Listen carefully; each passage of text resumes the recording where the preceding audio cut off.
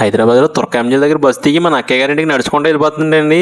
దారిలో ఈ ముగ్గులు చూసి షాక్ అయ్యాను. ప్రతి ఇంటి ముందు కల్లాపు జల్లి అద్భుతమైన ముగ్గు పెట్టి గొబ్బెమ్మలు పెట్టి దాంట్లో చాలా బాగున్నాయి. నిజంగా మన ఏరియాలో ఉన్నట్టే ఉంది నాకైతే ఇవన్నీ చూసిన తర్వాత. ఇంటికి వెళ్ళి అక్కయ్య గారిని అడిగితే అన్ని విషయాలు సేమ్ మనకులాగే చేస్తారా, ఏమాత్రం తేడా ఉండదు, కాకపోతే మన కోడి పందాలు గుండాట లాంటివి ఉంటాయి, ఇక్కడ ఉండవంతే తేడా అన్నారు. ఇంటికి వెళ్ళి కాసేపు పొడుగులు లేచి చూసేసరికి ఇల్లంతా అడాడాడిగా ఉంది. మొత్తం మన వాళ్ళు గజ్జిగలు చేస్తున్నారు పొడుగుమని.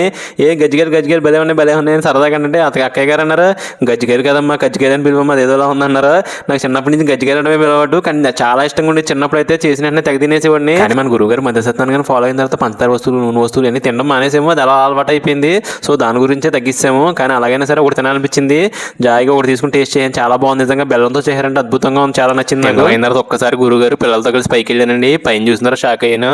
ఎన్ని రకాల కైట్స్ ఉన్నాయంటే ప్రతి బిల్డింగ్ మీద కైట్స్ ఎగరేస్తున్నారు. కొన్ని బిల్డింగ్ల మీద డీజే పెట్టుకుని మరీ ఎగరేస్తున్నారు. అంత ఇంట్రెస్టింగ్ గా ఉంది. ఇక్కడ బాగుంది, చూడడానికి అయితే చాలా నచ్చింది.